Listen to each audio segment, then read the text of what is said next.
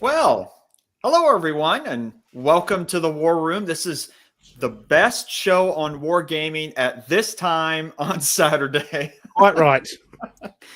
So we want to welcome everyone, everyone that's in the chat, and say hello to us, and we'll try to get to say hello back to you. But first, I want to say hello again to our wonderful people that always join us every single week, ID Jester and Rough Swordsman.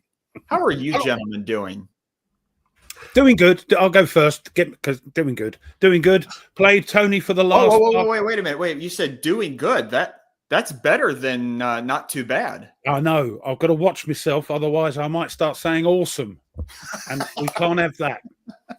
Not as an Englishman. No. No, it's not. It's not too bad. It's great. Played Tony Panzer with Camp Sawyer yesterday. Finished off that. Did some examples of infantry and close combat with tanks and hand-to-hand combat between the infantry. So that was fun. And we should mention, since you talked about it, Camp Sawyer is doing a great tutorial series for that. Yeah. Fantastic. And I care zero about Panzer. I know, but after watching his videos, I'm even considering pulling it down and trying it. I know, because he sits in with us and he knows it. And there's another chap in the chat that knows it just as well. So we've got the two experts helping us to, idiots along. So that was good. Did I mention it? I think the Junker 87 Stuka race did the unboxing, published that. That looks fantastically good fun as well.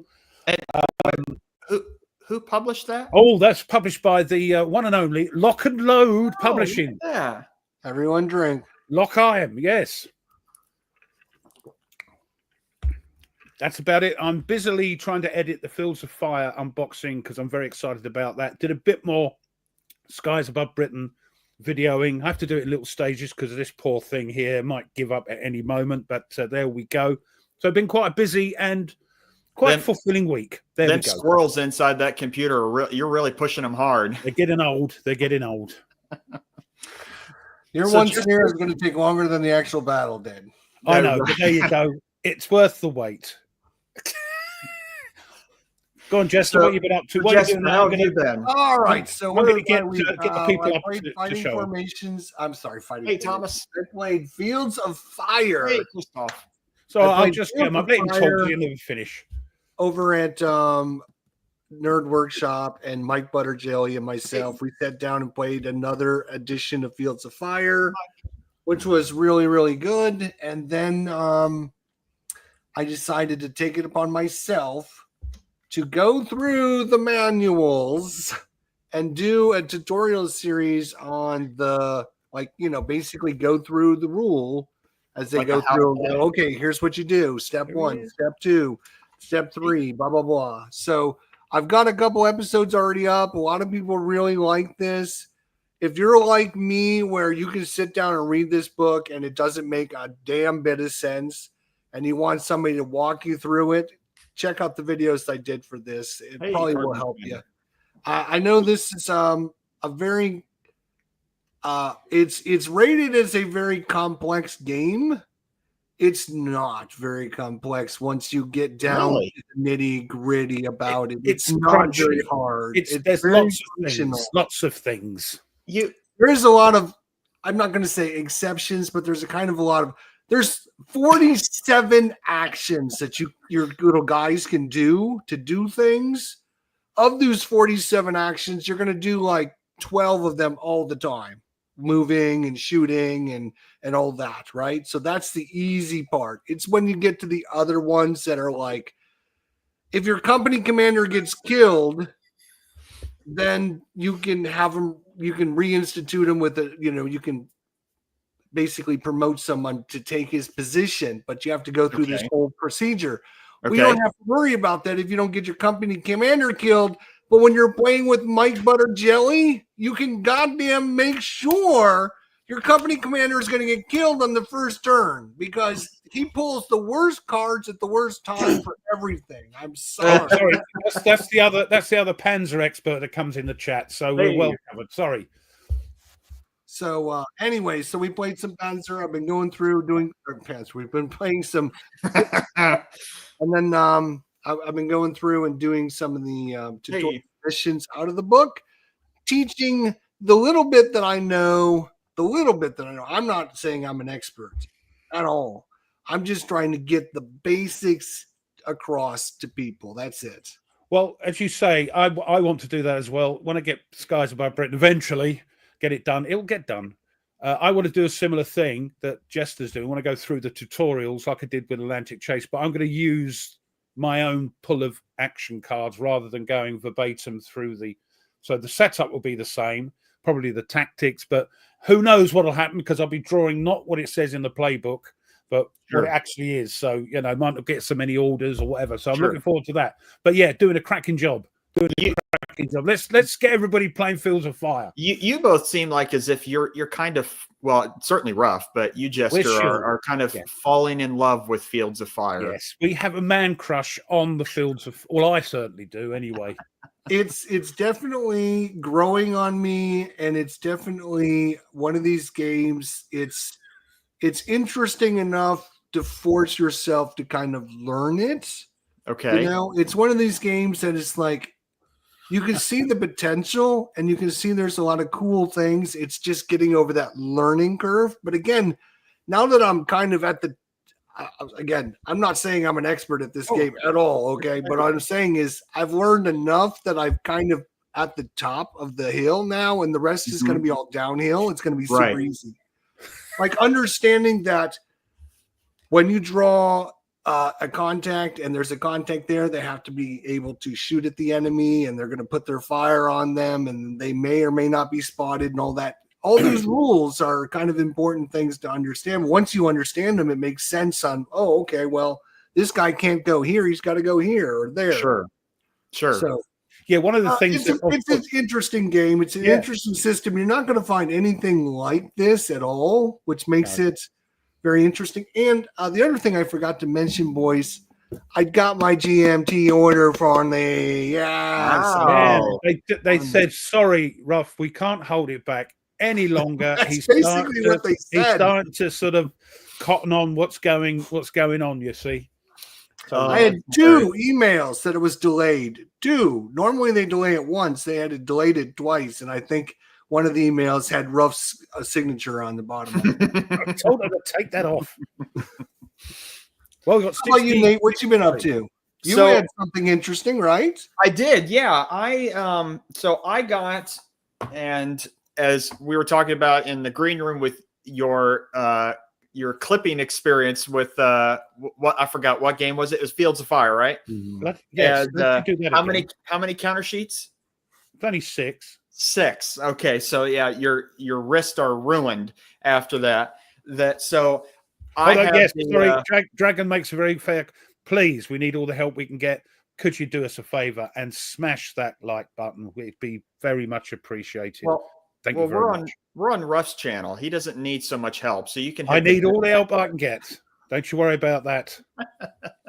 So anyway, I got Roma Victrix from Compass, and this has 10 counter sheets in it, and so I spent a lot of time, and it definitely you need to organize this game well. Or you just get lost, and especially with setting up. So I started to play it. I went through the example of play twice and then played through another scenario.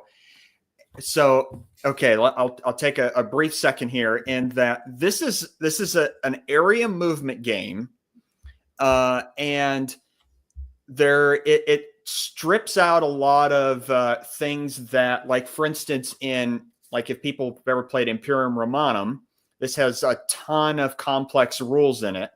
And it kind of strips out some of those to make it more streamlined and I think more engaging, especially faster playing. And it's, I think, a little bit more fun.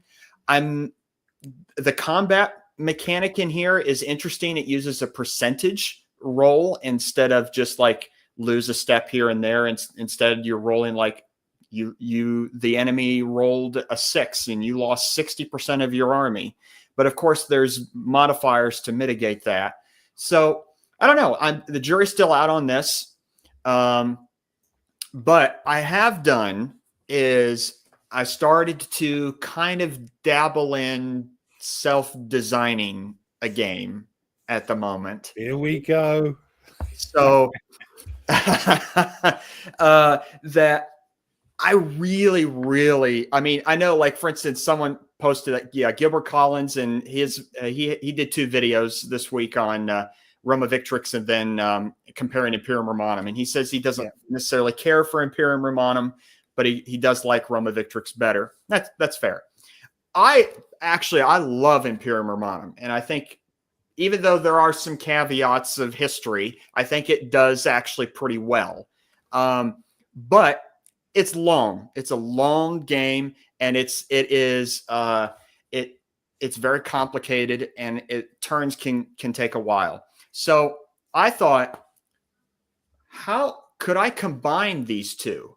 Could I take parts of this and parts of this and make a sort of, combined, in my mind, an interesting game? So I set up a scenario, and I'm trying it, and so far it actually seems to work. I'm playing Caesar versus Pompey, excuse me, and I'm like 6 turns in. I started playing it today, and it's going well. Who knows? It could fall apart after we get off the show and I go back to playing and I just chuck it all and say, forget it. But at least you've tried it. That's the thing. Trying it. Yeah. Try, my friends. Try. Doesn't matter. Matter. We talked about, finding a gaming buddy. Look for people. Find someone. Look, do it. Put some effort in, people. Put some effort in. Christoph's found someone. Look. Oh, wow. Nice. That's cool. That's cool. Look at that. I'm like 3 or 4 people that I'm like face-to-face gaming with now. Or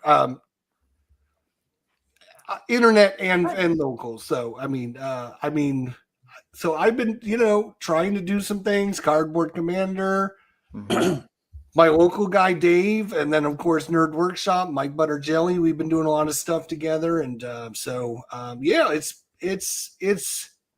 it really brings you back in and reinvigorates yourself, especially when you do a lot of. I play a lot of solo. We all do. We do. We all play a lot of solo. Yeah. So just having someone there to talk with and argue about the rules. Like I spent like all week arguing with Mike Butter Jelly about the rules of Fields of Fire.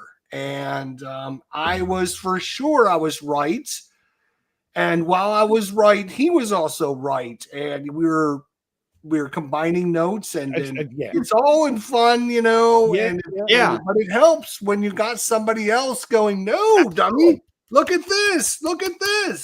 Absolutely. I mean, talking about Fields of Fire, to be sure, there's still some issues, but nowhere near as many issues as the 2nd edition. So, give the 3rd edition a go. And I say I love playing with Tony and we have people come in like Camp, or Mike comes in and helps out. Nerdy will be there. It's fantastic because the amount of fun we have it's a different fun you get to when you play solo. Right. So I'm grateful.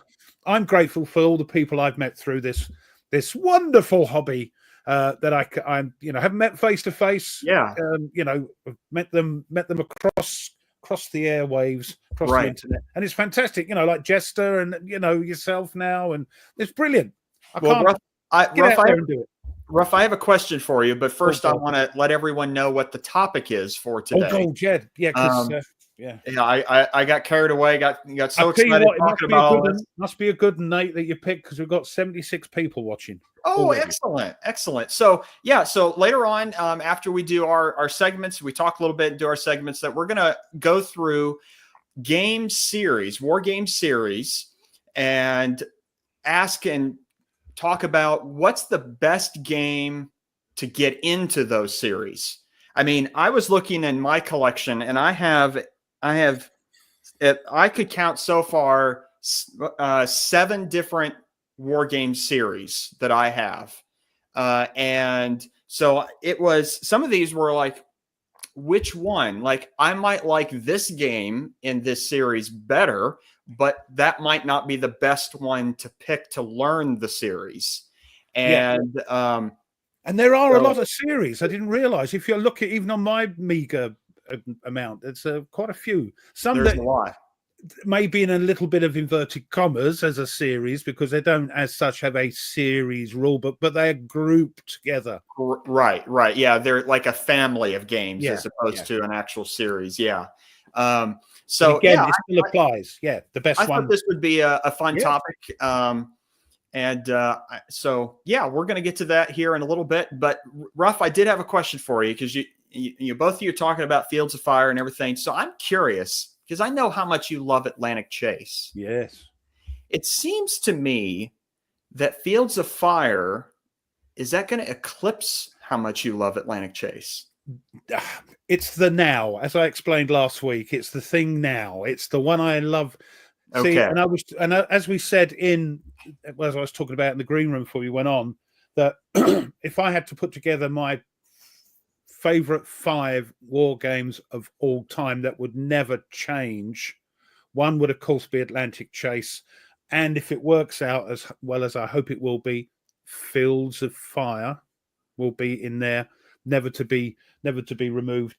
Panzer might be in there, but again, Panzer was a game I felt I had to play because 5 boxes turned up, and I thought I have to try and get something out of it, and I'm glad I did. That may well go into the 5 famous Ruff's never, bestest games ever.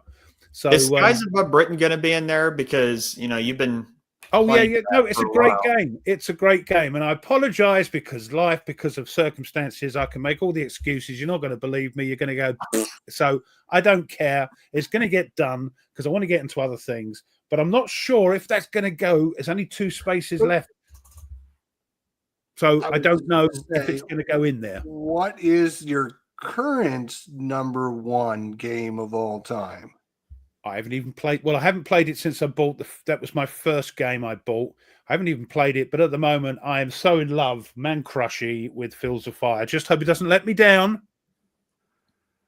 And you're going to put a game you've never played as your number 1 game of all time. Yeah, never. Yeah, because it's so. I'm reading it. I'm thinking I just want to get the stuff out, and I got really annoyed today because I ordered some sleeves for the game, sleeves for the other games I've got, ordered them, and I got a notification through yesterday saying, "Oh, it's going to be delivered today," and I'm going, "Oh, great! I can get them sleeved, get it all done."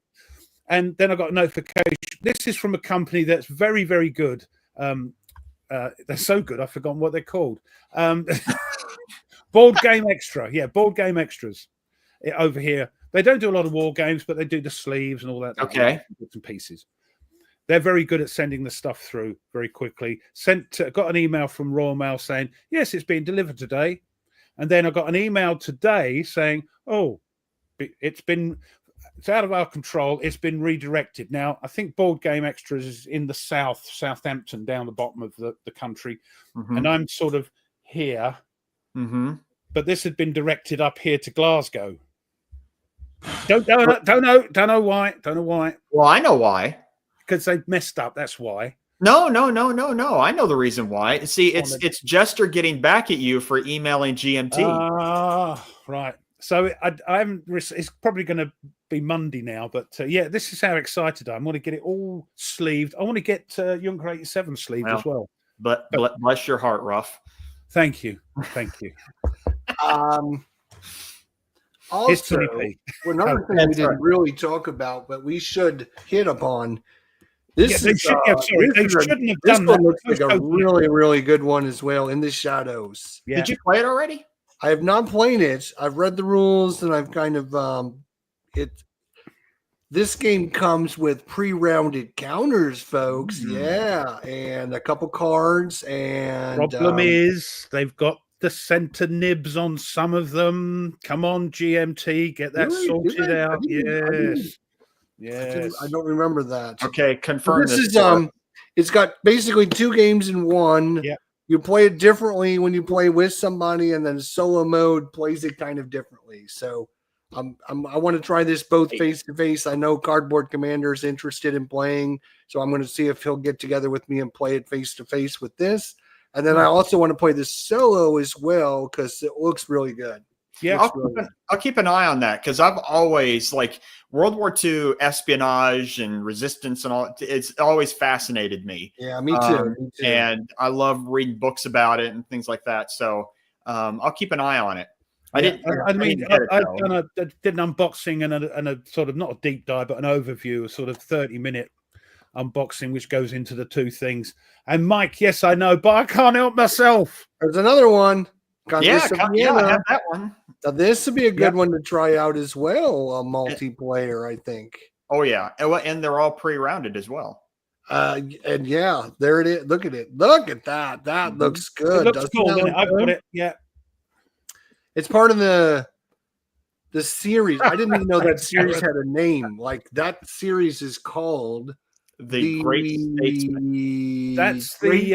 That's Churchill and the 1918 one, is it? The 19. Yeah, it's Churchill, Pericles, 1919 Versailles. That's the one we played. The one we played. Yes. Yeah. Then Congress of Vienna, and then very interesting because you have this. You do like part of it's on negotiation and trying to figure out how you're going to get the different pieces.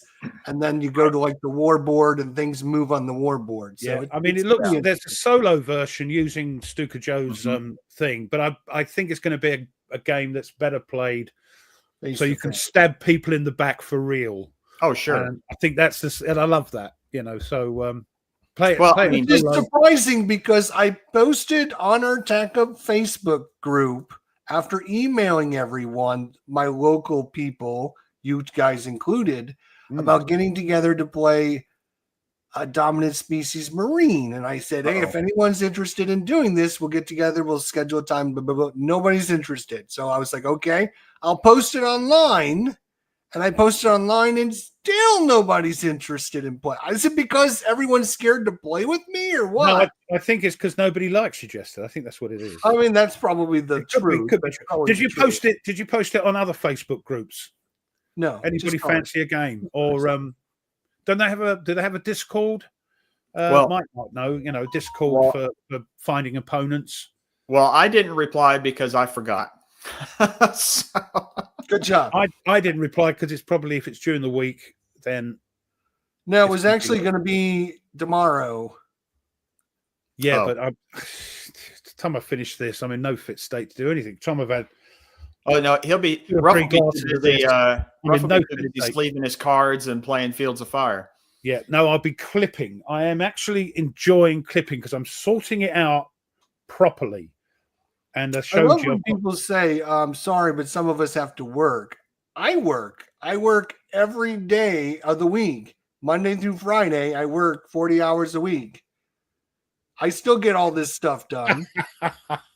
And so, Jester, how many games are you at? Well, first off, 2 questions. One is, how many games have you finished on your list so far? Your 10-game list this year. I think I've only got 5. And how many games have you actually played? Different games have you played so far this year? Different games? Uh-huh. Let me pull up my sheet. It's going to take me a second. I'll calculate while you guys continue going. I've done 4 on my list. You've done better than me. I forgot. I haven't posted the 4th one yet, but I've done 4. I've got pictures to post. I just keep forgetting. And I think I've played something like 7 total. Well, at least E4M likes you. Look. Oh, bless your heart. That's so nice. I didn't mean it Not like only that. that, I didn't mean it like you Not said. only I mean, that, really but didn't I mean also carry all you guys. I carry you, and I carry you, and I That's carry right. Dan. I carry everyone in the community besides myself. Haven't you clipped it yet, Gareth? You're supposed to be bringing it. Ruff, how many games have you played on your list, and how many games have you played this year in total? I've played more online. I've done some unboxing. I've played Panzer, and it's all online at the moment. I don't think I've actually done any playthroughs yet. It's just been a funny old year. But there we go. Still lots to go. Don't you worry. Yeah, I'll look, get you smiling on the other side of your face come December. Don't you worry about that, my lad. Nordic says he's done 4. Christoph 6. Wow. All right, I'm sharing my screen. Hey, We'll go to Board Game. We'll go to Board Game Geek and see what we Hey, got. Tony's got 5. Wow. Let me just for get March, these up. we've got 82 plays in. February, we have 70 plays in. And January, we have 53 plays in. Wow, If so you're you're just looking ramping up. by game, we have a total of, we have to set it by January 1st. Look at that. Tony's got 5. Yeah. So Robert's got 0. Doesn't matter. 3 done yet. Hey, 3. Look at Koi. Oh my gosh, Corey's got all 10 done. All right. Okay, so 3.5. 2. Hey, it's all right. Yeah, we got plenty of tell me time about it, left. Mike. Tell me about it. I'm here. Excel. So I have a total of I guess so. 72 different games so far. How do you constitute a play? As in start to finish of scenario or campaign? No, I consider a play if I sit down to play the game Mm-hmm. and it takes me, like today, earlier, I sat down and played part of the scenario. That for me is a playthrough because it was like an hour and a half. Yeah, we So decided that if you give it a good go and it wasn't for you, that's still a playthrough. You spent time and effort on it, so it doesn't have to be a complete playthrough. Some of these are very simple, easy games, though. Like I got Yahtzee on here. Like Yahtzee, how long does it take to play Yahtzee? 10 minutes. Like it's not that big a deal. I've got some bigger games on here, but I mean, Nordic, Fields of Fire, I've got 4 times because we played it twice with Mike Butter Jelly and Nerd Workshop, 2 sessions of that, and then I've done 2 tutorial series. So I mean, that's 4 plays. So okay, is that 4 different scenarios? No, it's only 2 different scenarios. But you sit down to do it. When I sit down and play it, right? Nice. Things like Welcome to, I don't know, you guys don't know Welcome to, but Welcome to is a very easy, takes about 15 minutes to play this game as well. I play a lot of quick games as well. You should have taken some photos, DJ. I played the Appa Hockey last night, and that was 3 hours, and that was only 1 game, so it only counted as 1, and it was 3 hours. So, oh no. That's not my. As far as my list goes, the challenge list, right? I will. Yeah, Nordic mentioned that he's playing some of his games with when certain dates come, specific dates, and I'm going to do the same. Like I have GTS Utah Beach on my list. I want to do it in June, and Knock Paris. I want to do it in August. Sorry, wait for me. There we go. Yep, sure. So there's my current. I've got just 4 of the 10 games. So going to need to. Can you zoom that in or crop it and need to zoom it out a bit because you can't see that at all. Sorry, apologize. Right. Give me a second. Thanks for stopping by, Category Solo. I played Plum Island. I played Comic Commander, Just a Robin Hood, and Fields of Fire. Okay. And if somebody would get out their dead ass and join me, I would get Dominant Species Marine played. That would be great. And of course, In the Shadows is coming. How many of you guys put In the Shadows on your list? I was going to. I wasn't. Yeah, I know. I didn't pick any games that weren't published when we had to do the list. Interesting. The only two I did that weren't published was JU87 Stuka Ace and World at War 85, but I've got those. So, like I really want to play Thunderbolt when that comes out, but I saw on the GMT newsletter for March that it may or may not come on the third quarter of this year. So who knows? It may be this year, or it may be late in the early. That's why you pick 13, so you got a little bit of leeway there. You see. Mm-hmm. Don't everyone forget. Speaking of, I don't know if we talked about this yet. Dragon X. I have no idea how he learns these games so quickly. We've talked about it. So I'm sharing again, there, Ruff. Yeah. Don't everyone forget, if you're interested, GMT is starting their sale. Is it tomorrow? On the 1st, I believe. On the 1st. Okay, so that will be what? Tuesday. So next Tuesday, they're going to be 40% off any game in stock that was released prior to December, I believe it was. So you're not going to get Fighting Formations or In the Shadows or Congress of Vienna or Fields of Fire on sale, but they're going to still have a lot of other ones. That's a shame. I was going to encourage people to go and get Fields of Fire, but anyway, they can't get it. I would recommend a couple if we got a minute. Okay. I know they're kind of expensive, but Ancient Civilizations games, I really like those. You do like them, don't you? They play solo, 1-player, 2-player, 3-player, 4-player, 5-player, 6-player scenarios in each of the different games. They are kind of expensive, but 40% off will get it for about $50, which is pretty reasonable, I think. Mm-hmm. Any recommendation from you guys? Well, no, the ones that I would recommend either you can't order or they're out of stock. So yeah, go flick through them a little bit faster, can you? That's it, because I can see what's going on. I'm being sulky here. Is Atlantic Chase there? No, but that's a pre-order one. Yeah. Right. So again, the ones I would suggest. I mean, Colonial Twilight is a really good coin game. If there's just two of you, you and your wife, you and your partner, whoever, if there's just two of you, Colonial Twilight's a great one. That's out of stock. No, Flippy. No. I just had to say, ignore me. I find this interesting. I find this extremely interesting. We've been waiting on Combat Commander to be reprinted for years and years and years. It's been out of print since 2014. Yet Combat Commander Pacific is available to be purchased and nobody buys it. Why? I don't know. It's a great game. Well, it says out of stock. Yeah. Oh, ignore me again. So if you go up to the top, I thought I said only in stock games, but yeah, you hit all games by accident. Oh, is that in stock? Yes, my bad. Ignore me. I'll go back to sleep now. That's good. 1989 is supposed to be quite a good game. These are train games. They're awesome, but you're going to need 3 to 5 people to play them. Yeah. If you don't have that many friends, so don't worry about it. Hold on. Dragon says the 1862 is good. It's not a war game, but it's good solo. Not good. Half of these games on the list won't be war games. I certainly would recommend the East Front series, Barbarossa Army Group Center. I would certainly recommend. Where are we? You just go down one. There it is, right there. There's a caveat with that, isn't there, Nate? You've got to have a big table.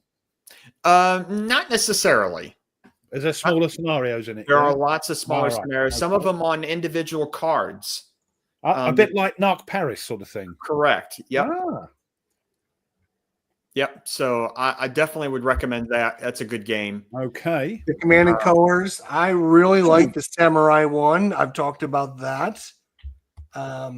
Which is, it's great because number one, there's not like 12 expansions to buy for it. It's like you buy the game and you're done, which is really nice compared which to makes a change. Yes. Napoleon, if you get in the Napoleon series, you got like 6 or 7 expansions to buy. It's the same with the Ancients, same sort of thing, isn't it? Yeah. Yep.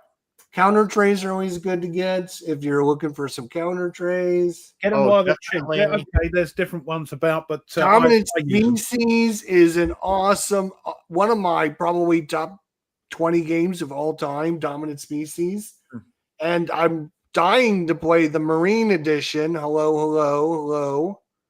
For goodness sake, can Downfall? somebody please play Jester, the dominant species? Because he will never, every week we'll get this. We're getting, oh, woe is me.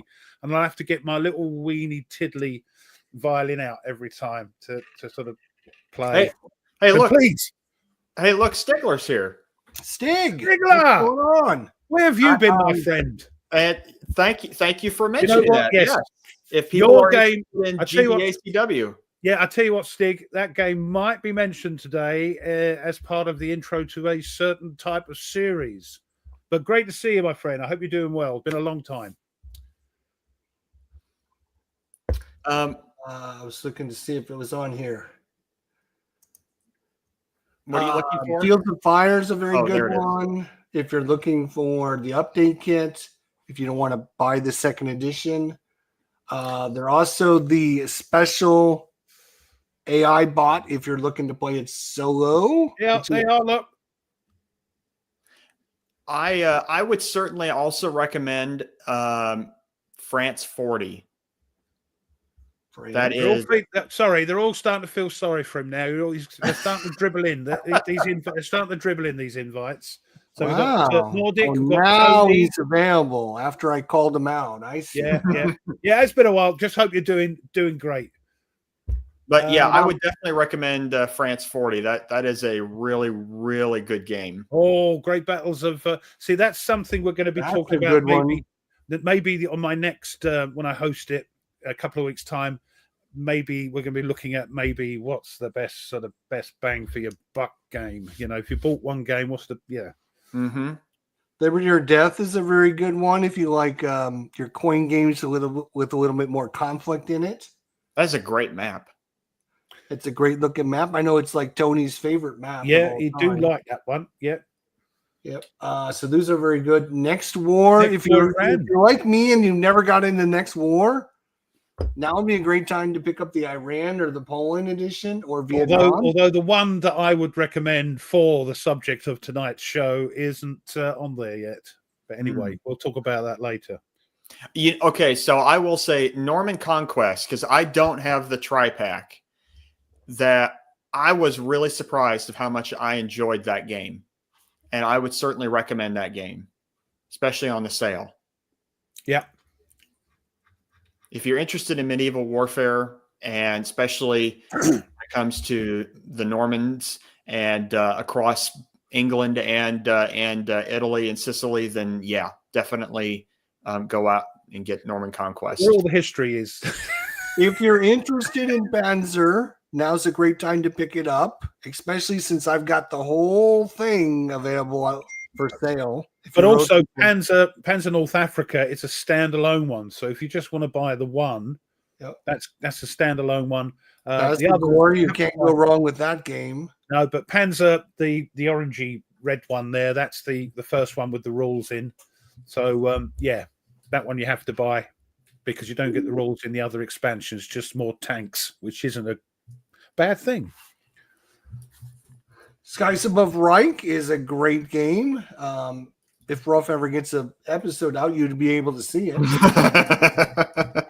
Well, actually, no, it's Skies Above Britain. So there you go. That's true. That's right. Yeah. That's right. We can't get to that until we do the first one. Right. But it is a series, so we might be talking about it. Here's a kind of an underrated series of games, Space Corps by John Butterfield. Yeah, it didn't appeal to me, even though it's a Mr. B. Good grief. Why is that? I think it's because I won. No, people have been saying it's because maybe we played the sort of starter bit of it. Once it gets going, it gets a bit better. Three parts to it. Yeah. Tank Duel, a great game. Good one. Recommend that. That's fantastic. That's fantastic. I recommend you pick these up. You can shoot your buddies. Yeah. And if you play it wrong, then you'll get Mike on your ass about how you're playing it wrong, and it won't leave you alone until he gets to come and correct. Remember playing that at PunchCon a couple of years ago? It was in the evening. We had a few beers. It was a great fun, and I blew up a tank, and it was great. And I took a picture of it and posted it. Patrick, yep. Hello, my friend. Good. Let's see what else we have. Twilight Struggle. You can't go wrong with Nordic's Twilight actually got Struggle. it on the table now. Look at that. Look at the Under the Southern Sky. Yeah, that's a good one as That's well. not out yet. That's the only one I want. Oh no, it isn't. Versailles, 1919 is a great game. Yeah, I've got that. Vietnam is a great game. I mean, they have a lot of great ones, but not very solo though. Yeah. Oh, sorry. And then you got your Wolf Pack, which I think will be part of the sale because it shipped in November. I think so. I think it's part of the sale. So there you go. That is a quick look at what you can look at for the sale from GMT next week. So I'm curious, actually, Stigler, you mentioned you bounced hard off of Men of Iron. Yeah, I think because was that the pack or was that the like the others, or was it Norman Conquest? Because right now, I mean, I only have Norman Conquest. Well, what happened was Nordic it was kind of annoyed. He didn't like it himself, and then Stig said, "Yeah, he mentioned later the tri-pack." Okay, yeah. So I'm. That's interesting. Yeah, I mean, but everybody's entitled. You know, if everybody liked every game, it'd be boring, wouldn't it? But yeah, Patrick, I don't think those are on sale because they're not a GMT game. Post up Patrick's comment if you don't mind. Yeah, see, the Great War Commander, I think last time they weren't part of the sale because of they're a Hexasim game. Yes. Yeah, they're a Hexasim game that GMT is distributing for them. So I don't think I'd be surprised if it was part of the sale. I could be wrong, but I think it's not. Since it's not a GMT game, they don't. No, they're not going to. I don't think so. All right, Stig, you made your point, my friend. Come on. Well, that's interesting. What didn't you like about Infidel? I've been trying to get into that system, and they can be one-sided, which is why, in some respects, and Stigler's not going to like this because, of course, it makes them more solo-friendly if they're sort of one-sided because you're then playing the defender or the attack. You know, it makes them a bit more.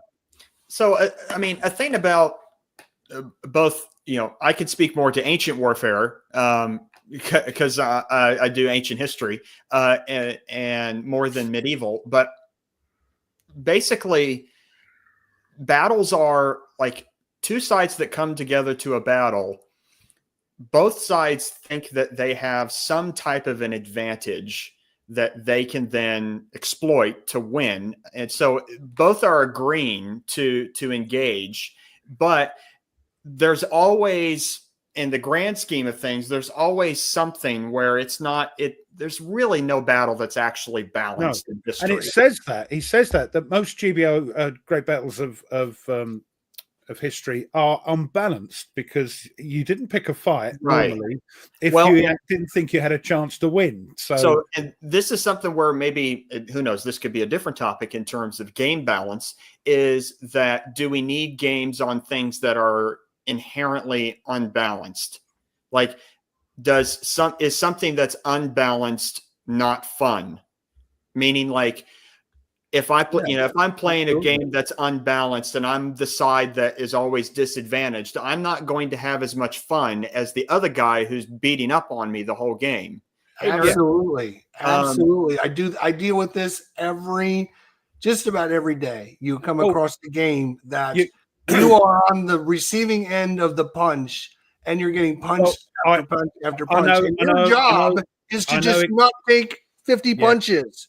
And if you take 49 punches... Yeah, I know exactly how Cardboard Commander feels. But yes, I know. But even the thing maybe what they should... I'm not sure if they have them in the rules for Men of Iron, is in GBOH, they do say this is very unbalanced because most battles were.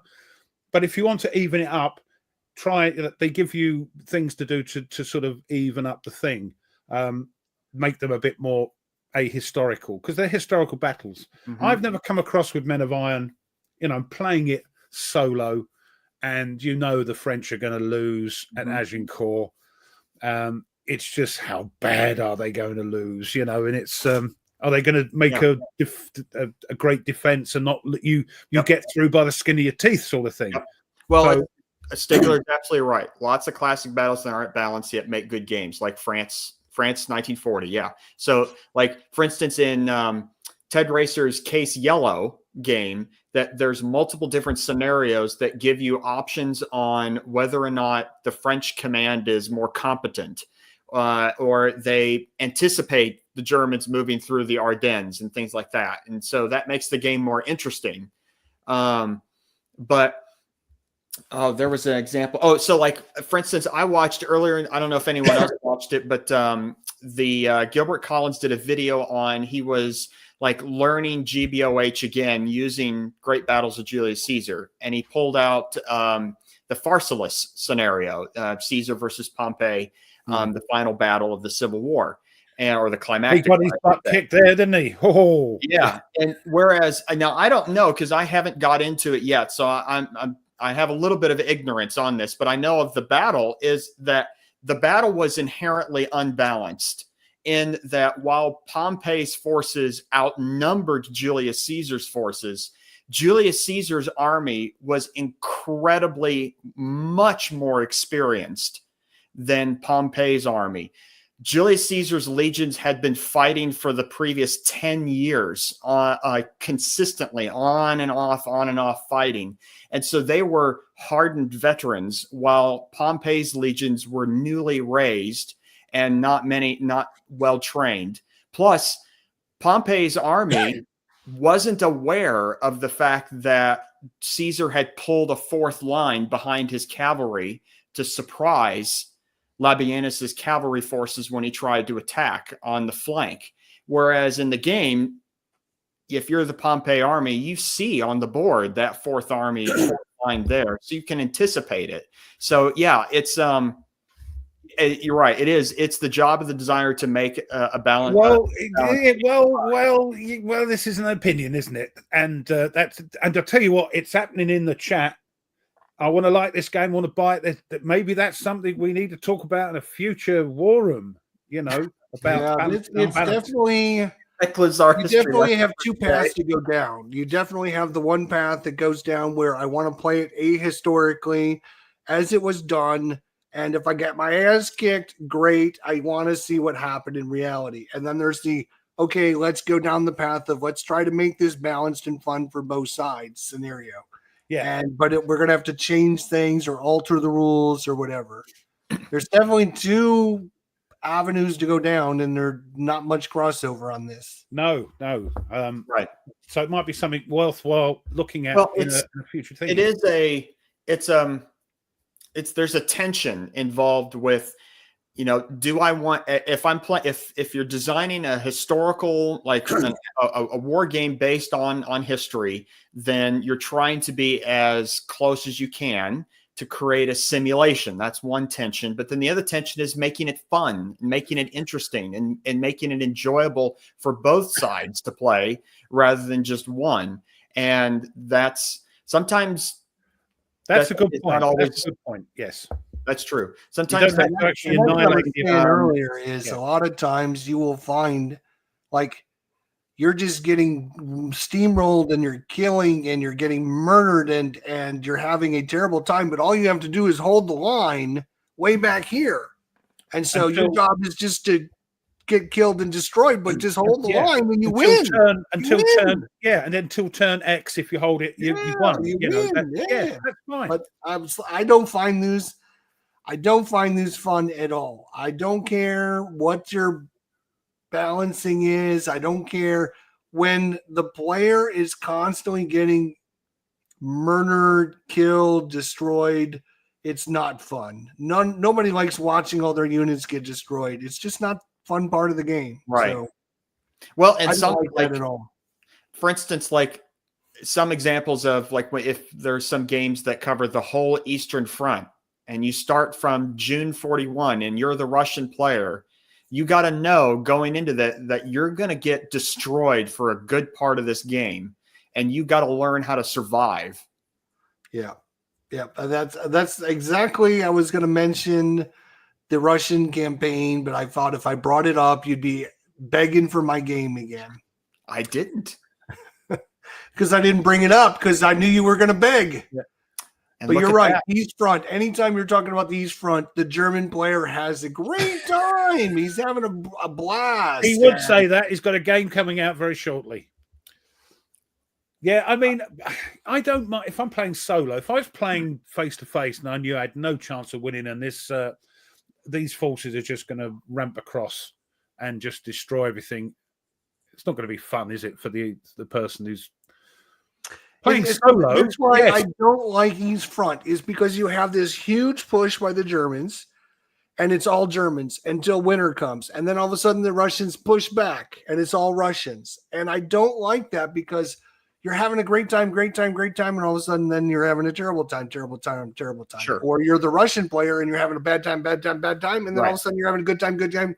And it's, I would much, and maybe this, you're right, maybe this is a topic for another day, but I would rather play a scenario that's at least somewhat balanced. One player is always on offense, the other player is always on defense. Yeah. And I mean, sometimes some players like being on defense. They like the challenge of trying to see if they can come up with a better defense each game, but that's not every player. And he's not taking this seriously, is it? He's having a go at leader series again. That's Spitfire Joe, man. I tell you.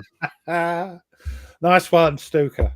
Oh, but yeah, interesting. It's a very emotive subject. It's been, as they call it, it definitely drives a lot of people crazy, and it drives me crazy. Yeah. I've quit games that I'm just sitting here not having a good time playing. Like games are supposed to be fun. Yeah, right. Sure. And I'll bring up a great game. Have you guys heard of the game called what's it called? It is called, gosh, what's the game? It's the Russian campaign Euro war game, where you're civilians and you're in war-torn Slovakia or wherever, and it's a rebel. Oh, somebody in the chat will tell me. This War of Mine? This War of Mine. Thank you. Yeah. All you're doing in this game is trying to scrap by some meager food and meager rations and trying to survive. And I played this game the whole time going, oh my God, I hate this game. Oh my God, I hate this game, because it's depressing. Yeah. It's no fun. It's no fun to be had in that game.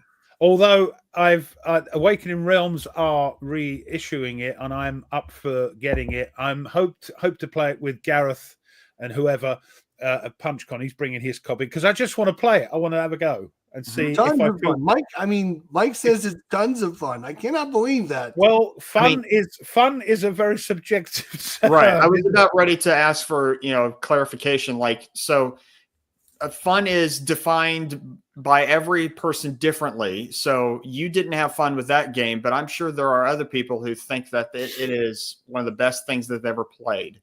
A lot of people enjoy it, but I know there's a lot of people that hate that game just like me. So right, it's on this whole thing, like you said. I don't find it fun to struggle to find resources, to struggle to go through these random events, and will cause my units to do bad things to one another or whatever. That for me is not fun. That might be really fun for some people out there. Mm-hmm. Yeah, people are saying it's depressing. I just want to give it a go. I want to know. I want to find out for myself what, if I come away thinking, I need a drink, then it's going to be. This War of Mine is not, you don't play this War of Mine to have fun, as Phoenix Knight said. You play this War of Mine to challenge yourself to survive. If you can force yourself to survive for 5 turns and win, you feel great about the game because you've completed what you set into it. But for me, playing a game is playing a game, not challenging myself to enjoy a game, if that makes sense. Yeah, no, it's different things to different people. There's no right or wrong, and there's some stuff going on in the chat. Ask me for E4 Airman. I'm never wrong. He'll tell you that. I think you pay him a monthly subscription. That's why, and he comes on and says some great things. I will say, that someone mentioned earlier, I can't remember who, that when it comes to fun and balancing the the fun factor versus trying to be true to the historical simulation of that event, and that tension there, that's the designer's role to balance that and to find where there can be equal amounts of fun across the entirety of the thing, so that I can be both correct and simulate this accurately, but also something that can be fun for the players. But it's looking at the chat, it's a very emotive thing, and people have got opinions, and they're entitled to their opinions, and some opinions are different to other opinions. So maybe we should be brave and dip our toe into it. Maybe. I think Stigler has a good point here. Not that one. Would hate. You would hate. Yeah, that one. That's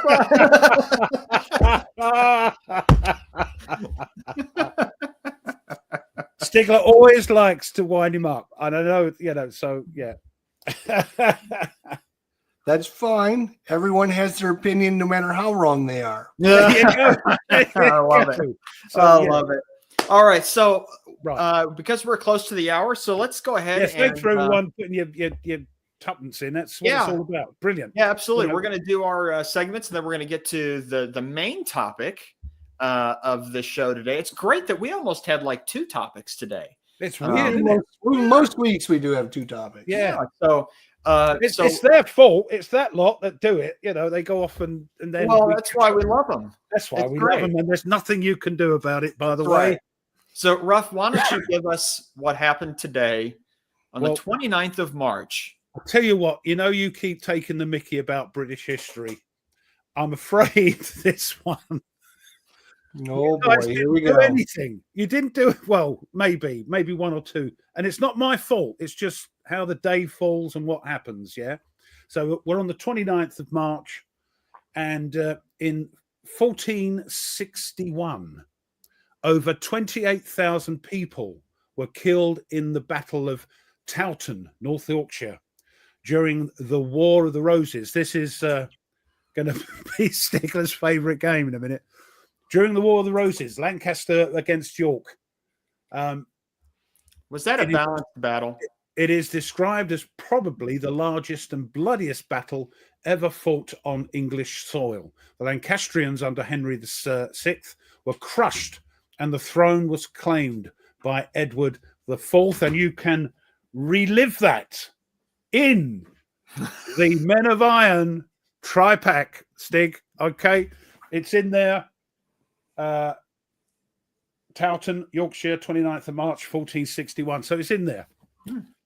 Well, and you can also play the War of the Roses battle. I'm sorry, go ahead. I'm like, that is a massive battle to have. What did you say? 29,000 people die? Yeah. Wow. Bonkers. That is crazy. It's a bonkers game. Yeah, bonkers battle.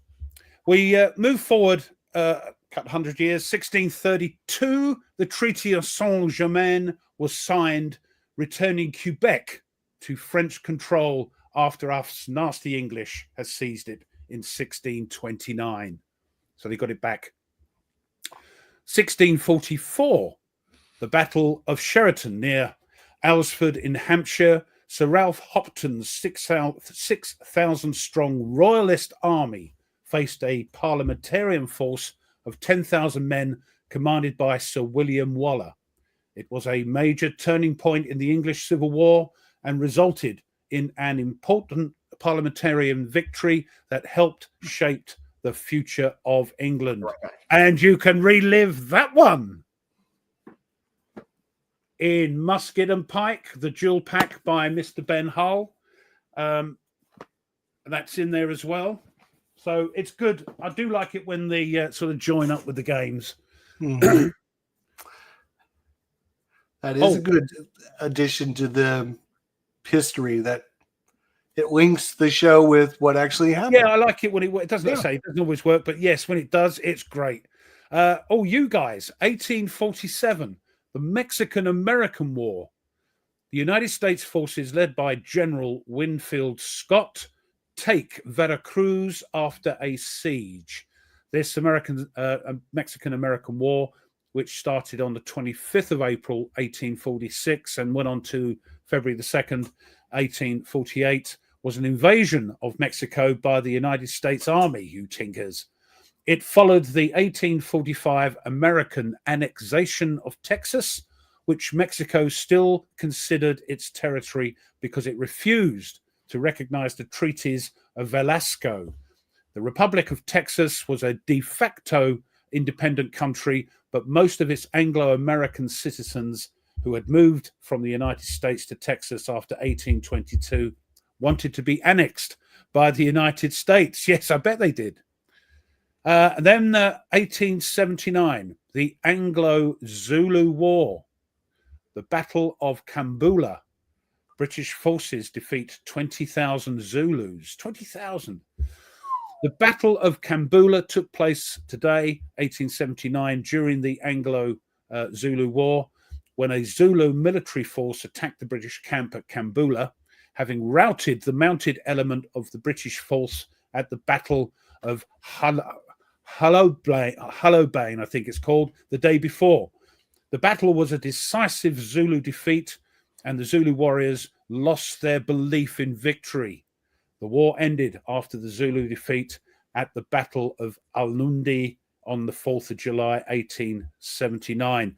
Two famous battles you might have heard of in this war were the Isandlwana and the British defence at Rorke's Drift, the famous film Zulu.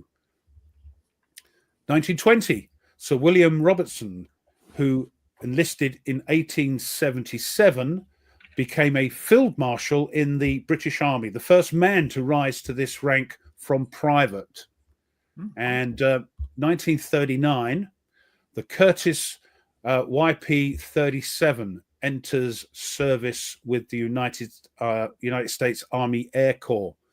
So let's have a look at that. I have a picture, and that's zoom in. Yeah. Oh God, here we go again. Let's get it out of the way.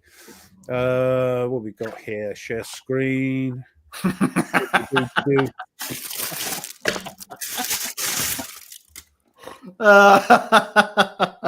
What's he doing? It's got his magnifying glass. Oh, magnifying glass. There you go. Oh, man. Do it again because it's all gone completely wrong.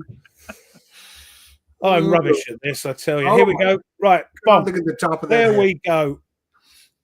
Now look at that. Wow. That's the plane in question. Now the problem with it was you could probably see that although it demonstrated promising speed. I'll just wait. It's okay. Finished. Yeah. Okay. Thank you. Yeah, although it demonstrated promising speed, the aircraft suffered from unreliable turbochargers, which were stuffed in that long nose. And of course, a bit like the Spitfire, but not quite as much as that, poor visibility.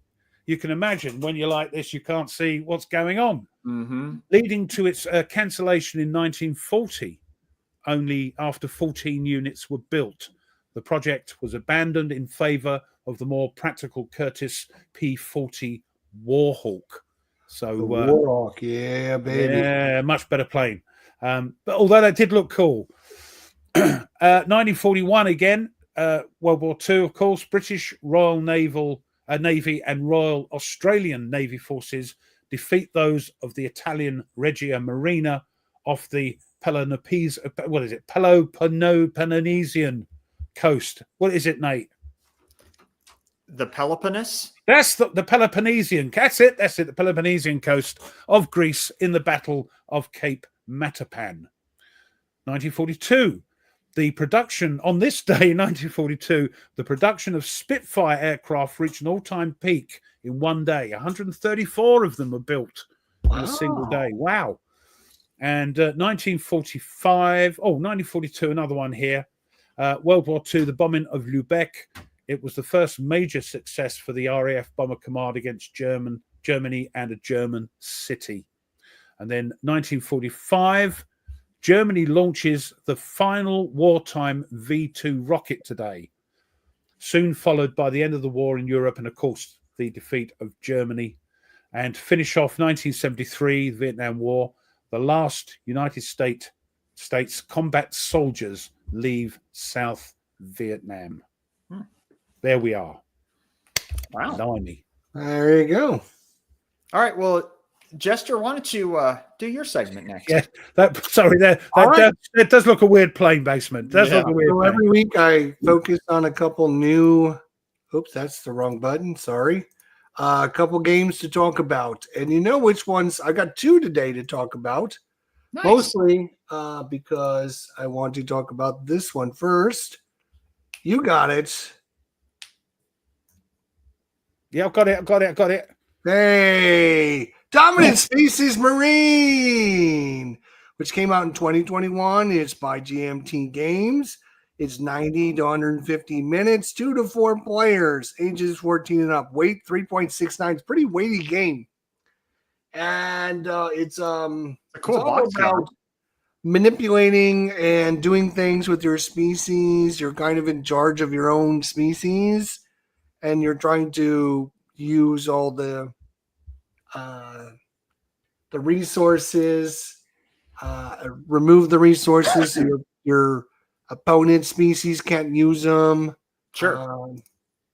It's actually a pretty neat game because you're doing a lot of different things. It's got a over here on the left hand side, which this board is upside down. Let me see if I can find a picture of it. Can you see that? Yeah, kind of over here. So you just start at the top and you do that actions, and then you go down the list, and you're doing things like populating your species, moving your species, eating other species, doing all these things just straight down the list. And so it's like an action selection thing. You go around the table, everyone takes an action. If that action's taken by somebody else, they beat you to it. And so you're just trying to figure out what's going to happen during the round, and you're trying to figure out, if I do this and I take over this area, then my species will be able to expand. It's actually pretty cool. It's definitely, I know this is a war game show, but it's definitely war game lightish because you're in direct conflict with other players. You don't do combat per se, but you will at the end of every round, your species needs to eat. And if you've already eaten all the food, then they won't be able to eat. So you're trying to damage your opponents. I like the box cover. It looks cool. Box cover It does look a cool game. It just doesn't appeal. That's me. I think Stigler's the same. He says he played one of them, and it was fun. But I get what he's saying. Yeah, I mean, you don't have to necessarily play this every day, but it's just a fun kind of a conflict game, and you're trying to just build your species up, take out other species. There is direct conflict. You could get knocked out after 1 or 2 rounds, so you just have to take that into consideration. And I think, if somebody brought that along to a con, I was going to, and they said, come on, let's have a game, I'd teach you it. And I'd sit there with, a drink, couple of pint of beer, and have great fun. Yep. Well, there's an overview of it. And this is one of these, every round you're going to get to put more tiles out. So you're going to get to put tiles in your locations to build, to put where you want to put the tiles. But if you want to do that, then somebody else might get one of the actions they need to do to move their species before you can move your species. So it's always trying to figure out the best thing. So that's game number 1. If you're interested in playing it, we might. Well, you've had a few people say, "We'll play it." Tony, Mike. You've had Mike and Tony and myself. So we're looking for maybe one more. I think you've got a couple more. So if you're interested, let me know. Email me or Tony or Mike, and the best thing, put it in the chat, but email Jester. Yep. All right, that was game number 1. Game number 2 is more of your traditional war game. I was going to do this a couple weeks ago, but I decided to put it off, and it's War at Sea. I cannot believe. I have not been able to stop thinking about this game and playing it. It is so interesting. Yeah, I mean, it's mostly a dice chucker game, but it's a area control with your ships, and I see the potential of how you're supposed to do things as the Germans. and I've been thinking about ways to improve that and, be able to win as the German side. I know it's supposed to be hard as the Germans, but it looks excellent. It plays really fun. And there's a lot of really interesting decisions. So this game, the British player has to put all their ships out first. And so as the British player, you have to cover everything. If you don't cover everything with your ships, you don't get any victory points. You only get victory points if you own the sea area at the end of the round. So like you could, as the Brits, take over everything, but then that leaves all the other areas for the Germans, and the German will just go out there. And so the Brits, who have more units, have to cover all the different territories. Then the German player gets to put out all his ships. And as the German player, what you're doing is finding the weak locations and putting all your ships in there to knock out the British and take over those areas. It's really interesting game. I think it plays really good. It plays really fast. You're only playing like 6 or 8 turns, I think it is. Yeah, that's what the original. That's you start at 0, and then you're trying to get it's like a teeter-totter. You're trying to get the thing over on your side. And then at the end of the game, all you need to do is have it on your side. It could be at 1, it could be at 6, it could be at 10, as long as it's on your side. It's a very interesting, and you can pick up cheap copies of this game still. I really, really liked it. I would love to play this again online with somebody and try it out. If you've never played it and you're looking to play, again, let me know. I would love to sit down and play this with somebody. I think it's a fun, interesting game with a lot of tactical decisions. Did it transmogrify into something else? There's Victory at Sea that Compass did, which is essentially War at Sea, with a little bits here and there added. But then there's what's mentioned there. But then GMT has Seas of Thunder, which is a little bit different, but it's in the similar vein of moving ships into areas and things like that. You mean that one? Yes, that one. I haven't played it yet. I'm hearing different conflicting things about it. There's a lot of people who love it. Other people saying, "Oh, crikey, you can't play it on your own because you've got 6,000 units to move." Well, plus there is a lot of people who get very upset about some of the ship ratings. That are they? It's listed as a 5, and it should have been a 4. And so I won't play this game ever again. Than this ship. It's got bigger guns. Yeah.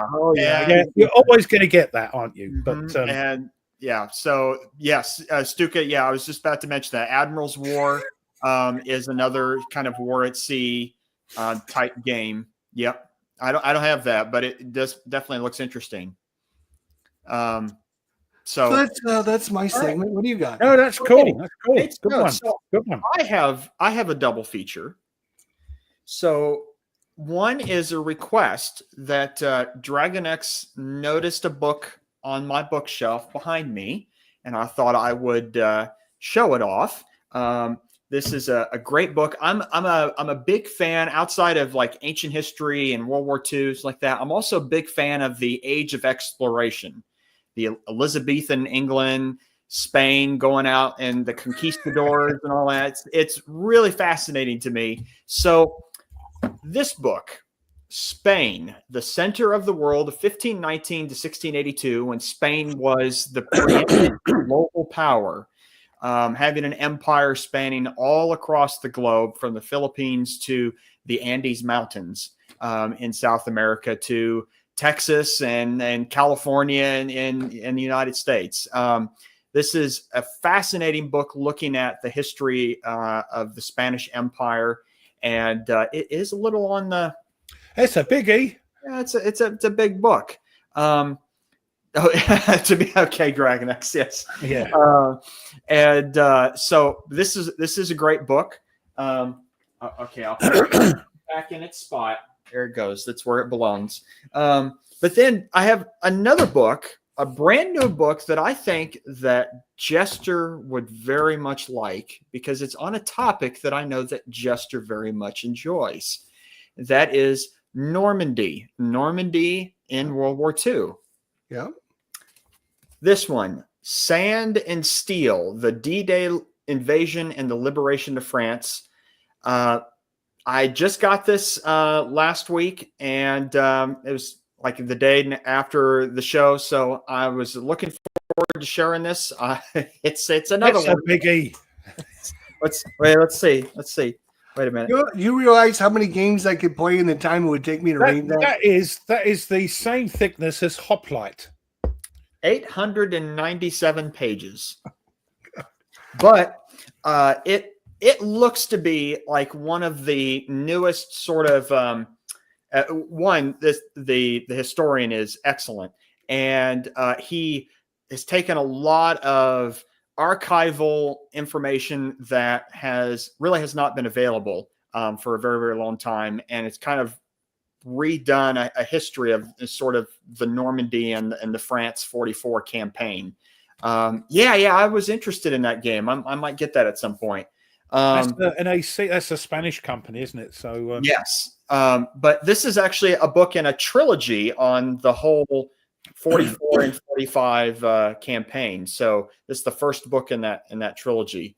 Good one. Looks good. Yeah. So that's Nate's notes. Well done. So let's get to our topic now. So best. Hold on. Have you read that? I have not. Read that one. I have heard of it. I have some friends who are Civil War historians. I'm sure they definitely. He's trying to outdo the book of the book, isn't he? He's making that's a big old book, Stig. I'll tell you. Yeah, that's a big old book. I actually don't know what my longest book is. Well, I don't know, actually. I'd have to look. So, for our topic today, I guess the second topic you could call it, is what's the best entry into different war game series? So, I thought I would start us off. Well, I've made a little list of what I consider series. So, yes, it'll be good to see what's going on. Yeah, all right. Keep your knickers on. There we are. Here's that book, I Dread the Thought of That Place by Scott Hartwig. Is that the one you're talking about? Uh-huh. Yep. It's on my Amazon wish list. I'll get it one day. There's actually a video on this. Looks like a lecture or something, if you're interested. And yes, you can read the first 100 pages of the book if you wanted to. Oh, it's cool. Quite close type, isn't it? Oh dear, that's a heavy book. Ooh. Then there was 3 brigades that crossed the American Creek. I don't understand it. Maybe it's because I'm an academic. I don't know. Yeah, you look at typo sort of things differently to somebody that you go, oh blimey, there's not a lot of pictures in this. So, yeah.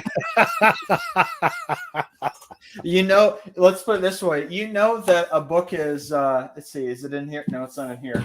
I do like the books that have a few pictures in the middle. Yeah, here we go. Yeah, they have to work your way, and it's like a prize. They have dedicated picture pages. There we are. That's it. You work your way through, and you think that's your prize.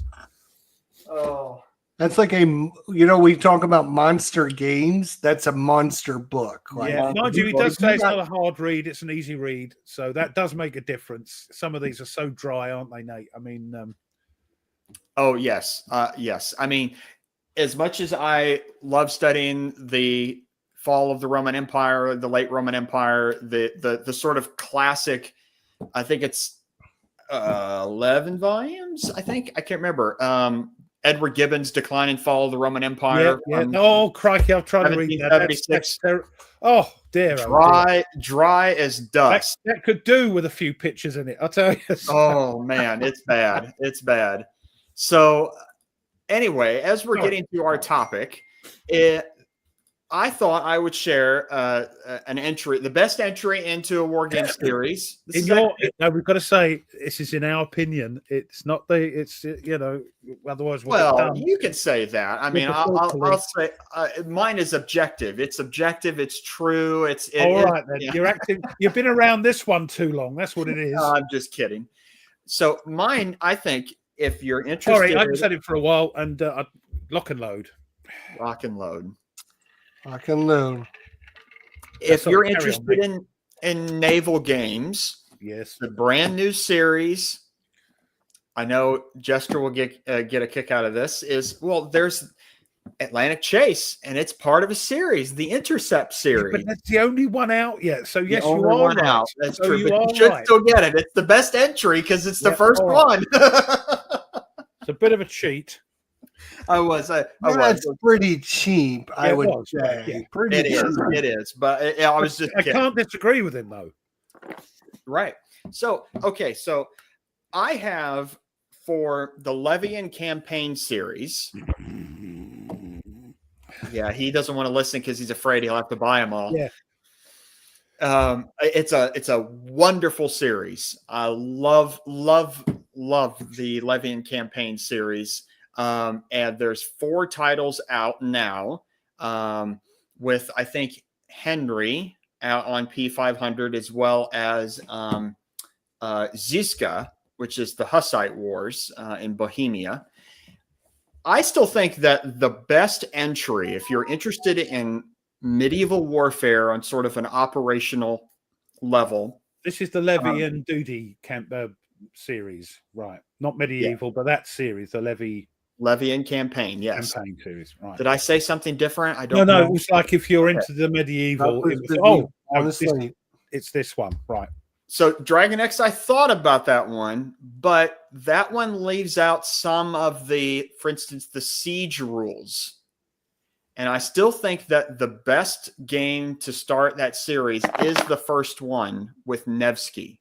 I do think that is the best one to learn everything in there. And then once you know it, then it's easier when you take stuff out to play. Like, Plantagenet has more do with influence across England as opposed to conquering things. Right. Nevsky's not in print at the moment. That's true. But it is on P500. So that's the problem, isn't it? The thing that we're going to suggest sometimes you can't get because it's not on the. Well, I know one of mine will be. It's on the P500. It's not there yet. Well, who's next? Oh, can I just say, just do us a favor, do us a kindness. If you haven't done so already, we've got 80 odd people watching. Crash that like button for me, please. Help old Ruff out. It's nice to have this many people watching. Thank you guys. It's crazy. We do appreciate it. I know it's a lot of effort for you guys to come every week and listen to us babble. Yes. Mostly, I know you're right here to listen to what I have to say, but Ruff, why don't you go ahead before me? No, it's fine. Go on. I just wanted to say push the like button because I need all the help and things I can get. All right, I'm going to start with the 7-inch 40X series. Oh, I got a thought on that one too. Yeah, I've got it on my list, so I can cross that off. Yeah, right. I can't do the Levian campaign because I haven't officially played any of those games yet. So I don't know if you were looking to do them yet, or did you want me to pick a new one? No, go ahead. No, do it. We all can suggest something. Okay. I'm going to go a little off topic here. Okay. All right. So when you recommend the game to get into the series, there's 2 thoughts. One thought is, let's introduce the game that's easiest for the player to understand how to play. It's the shortest. It's the, kind of the bare bones one, and it gets them playing the series by learning this game. There's also recommendations to get in the series for, I want you to get a well-rounded experience with this game and experience as much as the system has to offer. So choose this game because it'll use parts of this game, it'll use parts of this game, and it'll use parts of this game. So I wasn't sure which way we were doing it, but I am doing it as the game that's most rounded, that gives you the best experience. So take that with a grain of salt, because it might not be the easiest game of the series. Okay. With that said, my 7-inch game would be Normandy 44, because it is the most, in my opinion, most well-rounded, average game that gives you the most rules that the system uses, that you can take bear dropping, you can take artillery, you can take ships, you can take beach landings, you can take all of the what you learn from Normandy into other games, which will help you. So my recommendation for the 7-inch, again, based upon what I thought we were looking at, is that would be mine. So that would be my recommendation for that. Also, you are a little biased because you love the Normandy. I am a little biased. That is true. I am true. Mine would be, because of the size of the game, and a lot of people that tend to agree with it, would be Salerno 43. Salerno? That was the other option. Yes, it's a smaller game. I'm not sure if they're all about the same sort of complexity, I would think. But Salerno being a small footprint might be I've got the mounted map in that. That's how small the game is. So, that's my recommendation, Salerno 43. So I'm actually gonna be different than both of you in that I thought about Salerno. I did think about Normandy, but I thought with Normandy that the Germans are spending a lot of the game defending, plugging holes. The Germans are plugging holes in the line and trying to prevent an Allied breakthrough. And Salerno is there's the beach landing, but then the Germans are kind of also plugging spots and pushing the Allies into small areas in the mountains, mountain roads. Yeah.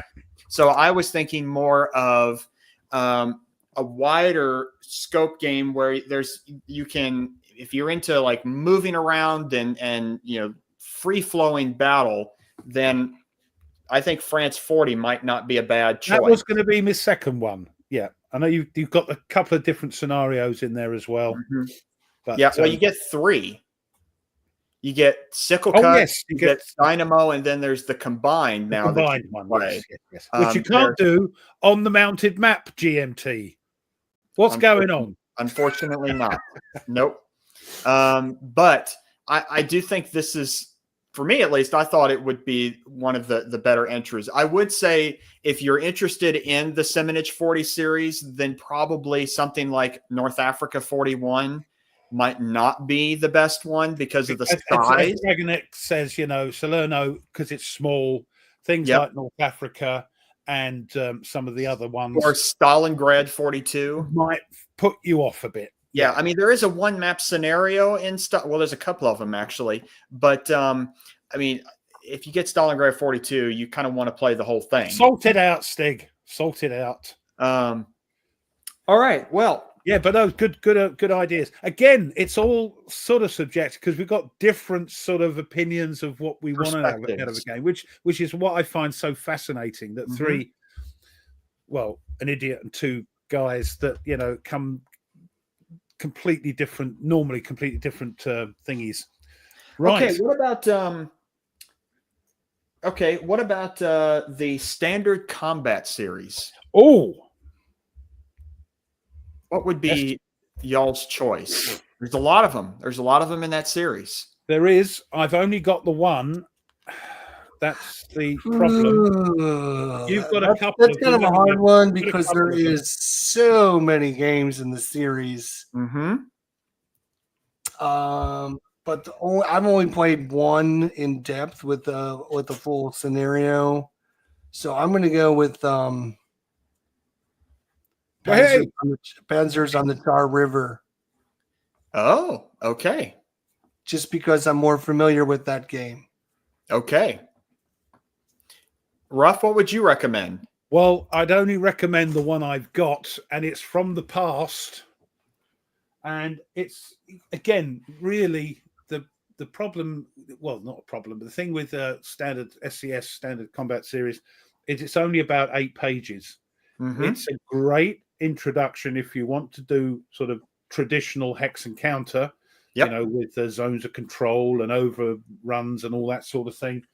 I've only got the one though, and it is a bigger map, but there's lots of different scenarios you can play. Ones, just to get a feel of it, and they leave some of the rules out, but is the Africa one, the original Africa one from 1993. You can pick this up very cheap.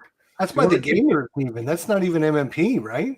No, this is the gamers, yeah. Yeah. You can pick this up relatively cheap, and it's a great, if you want to try SCS and think, no, I'm not going to spend what it is on a MMP one. Right. Get that. That's it's got Rommel in it as well. Right. Give it a go and then see if you like it. That's my opinion. See if it's a longish map. Yep. Like all North Do Africa. you know anyone that did a tutorial series on the standard combat series? Oh, that was you, wasn't it? Oh, yeah, that's right. It was me. Yeah, it was completely wrong. But anyway, you had a go. I like he just smooth right there. God, he's killing me. I'm joking, or am I? No, I'm joking. But yeah, I recommend that. It's the only one I've got, and I love to play it. I think even Alexander from the Players Aid has had great fun with that. He said it was great fun to play. So yeah, but any of them really, because it depends on what they've got for the rules for the module, depending on what it is. That you've got a series rules of 8 pages or so, right? And then this module specific. Some of the module rules can be extensive. That one isn't. So I would say avoid the Day of Days, just of how massive that game is. Oh, that's standard combat series gone on bonkers. That's a monster game.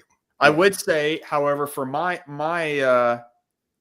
recommendation is similar to Rough, but it is actually the North Africa, the current one.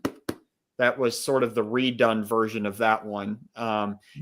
But while this has 4 maps and you can play like all of North Africa and like that, it does depend on the module. Yes, you're quite right. There are numerous very small 1-map scenarios that are very fun to play in and of themselves. So you can get a feel for the system, and then if you want to play the whole campaign, you can. To extent, I would agree. Yeah, that any game in that series, I think, could be an entry, but there are a few I think are. It depends on the module rules for it. So there are a lot of rules. Point, the module rules aren't. No, the same with the original of that. If you like. Okay, that's a huge game as well, isn't it? Yep. That's the other thing. And I did do a great job on that series, by the way. It's been well loved by many people. Of course. Can you hear the desperation? Poor thing. I'm going to mention a series that I don't think both of you have, but I think it would behoove me to share it with everyone here, and that is GC ACW. Yeah, it's it's that again. Yeah, it's if Patrick's here, then he might be able to chime in on this one. Who's but that? My recommendation, if you're interested, Patrick from Patrick's Patrick plays it. Yes, gotcha. If you're interested in getting into the Great Campaigns system, then I think that probably one of the best games to get into that series is Hood Strikes North. It's 1 map, the entire Tennessee campaign, fall of 1864. I think it's a great game. Really enjoy it. And I think it is a very, very good. I know it looks great. I can never understand the American fascination with the word behooved. It's nothing. It's a word we don't have over here. Well, there we go. Sorry. But yes. Hey, look, I've taught you the phrase "bless your heart." You didn't even know about that. And Nate, bless your heart. So now you use it all the time. I do, and they don't know what. Have you used it like in a sentence with people other than us? Yeah, yes, and they think I'm being nice. What do they know? I go away sniggering to myself. Oh man, All right, so that was GCACW. Now, I don't have any experience, and okay. maybe Ruff could give. I don't know if Jester, if you have any, but on GBACW, Now, yes, this is great for battle. me. For me, I've got a few of them. I think, even though it catches in my craw to say it, I think the best introduction to this would be Stigler's game. This is coming out imminently, which is specifically smaller battles, smaller maps. By I mean, swords and bayonets. yes, I've got Death Valley Into the Woods and the sort of expansion for it for Death Valley, but I think they are huge games. The only problem with Stig's game is that they're using smaller things, smaller maps, but it uses the whole rule set. There's no sort of cutback on that to bring you into it. But having said that, having a few counters on the game on the map, I think that's my recommendation. Is Stigler's game coming out very, very soon? So there we go, Stig. I hope my check's in the post. Thank you. What about Nordic's comment there? Best intro is 3 Days at Gettysburg. Get out of here and stop mucking me about. And let's see, that's got 334 by 22. I think it's again. Sorry, I meant it. I think it's one of those words that they took over from us, or that the Mayflower took over, and we just got rid of it as soon as we can. We don't use it anymore. Yeah, the 3 Days of Gettysburg has 8 counter sheets, 3, 4, 5, 6 maps. 24 yards, square yards of map. Yeah, it's who knows? I mean, I'm sure there's lots of small scenarios in it when the new one comes out. So who knows? Maybe if people are really interested in it, then they could. Yeah, I get this. If you want to have a go and you've not had a go at Great Battles of the American Civil War, get this, because it's going to be smaller battles. Again, it's like Narc Paris. There are loads of one little map things, but you have to read the whole rules. Unfortunately, there's no way around it. But rather than having 6 foot of map, you can play Stig's game and enjoy. I assume it's lots of sort of obscure battles or not so famous battles. Yeah, relatively not famous ones. Yes. Yeah, which is great. All right. Well, I think next one might apply to just Jester and myself. I don't know if I can't remember, Ruff, if you have any of these, but the Dark series. I have one. You do have one. Okay. I have where is it now? The Dark Summer. Okay. So Jester, you have a few of them, correct? You've played. Yeah, I got them both. I got the Dark Summer, and I have the East Front Dark Valley. Dark Valley, yes. Yeah, Dark sorry. Valley's kind of cool because it has the backside of the map. It's got the Battle for Britain map on it, which is kind of cool.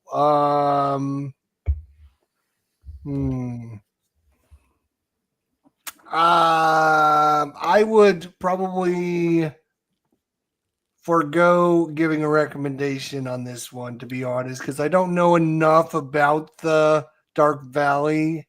I know the Dark Summer is really good, but is it better? I don't know. Sure. So I would probably say talk to Nate, because Nate's played them both. I do have an opinion. There's 5 in the series. Having only the one game. And Dark Sands, again, is North Africa, so that's a nice big map. Dark Sands, right, yes. I think Dark Valley too. Dark Valley is the Soviet, and that's a big map. 2 maps. Yep. Yeah. Dark Summer is just the one map, and that's 3. What's the other one? There's one that wasn't. There's Case Yellow, which was sort of the progenitor, and then the Deadly Woods from Revolution. Yes. Which was. Do we go for Deadly Woods or Dark Summer? I'm going to go for the Dark Summer. Yeah, I would too. Really? Not having played the other ones, just because it's a small map, lots of chip pool, and that's what I would suggest too. Weirdly. It's interesting. It's fascinating. a dozen times. Maybe I've played this. Every single one different. Every single one different. Yeah, and also, guys, I need in to the play chat, that one. we're not asking what your favorite is. We're asking for a sort of the best what would you entry. suggest to somebody that wants to play the series that would be the Somebody best that's one. getting into the series, wants Not to your learn favorite. it. Not your favorite. Right. It might be the thing might be the same. You know, the one you recommend that's best for the entry might be your favorite, but we're not looking at, you know, the favorite one. That's a big map koi. No, nerd. It was I think it was from 2011. It's GMT. It's a box game. Now I gotta double check. What's this? What's he saying? KCL. Yeah, 2011. KCL in 1940. It was a GMT game, box game. It wasn't technically part of the series, but Case Yellow, it's mentioned in the designer's notes of Dark Valley that a lot of those concepts for the Dark Valley originally came from Case Yellow. And Case Yellow has a chip pull in it as well. So it's kind of lumped in with it as part of the series. All right, guys. So Nordics off. Okay. What's next? How about any series you all have? Well, let's. Well, I know I don't, but I know he want to talk about. And I bet it's on his list. Coin. I was just going to mention that. Yep. Yeah, go on. I know. I've done it for you, my friend. I don't have any, so can't comment.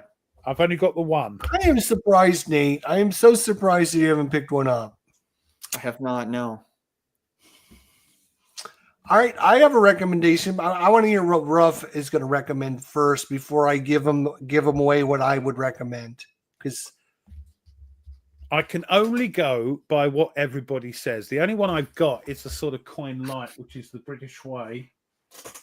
That's the only one. Right. You have that one, yeah. And I do enjoy that because it's nice and small and everything. Do I recommend that as a coin intro? You could do far worse, but as Jester will quite rightly say, it's not proper coin. It's coin light. And from what I gather, from what I hear, you know, with my ear to the ground, the best one for coin to get you into the series is Cuba Libre, rather than the Andean Dubry, which was Andean Abyss. Yeah, Andean Abyss. Yeah. People say Cuba Libre is the best one to get in, but there you go. I have a feeling that Jester's going to say something different. I am going to say something different. I think I know what it is. I think, again, if you're looking for the Cuba Libre is a great game to get into the system if you just want to learn for the first game. But I don't think it's the best game to tell somebody to go play because they're not going to experience as much as they should with Cuba Libre. There's a lot of things that are taken out of the game in Cuba Libre to dumb it down, which is fine. There's nothing wrong with that. I'm not saying there's anything wrong.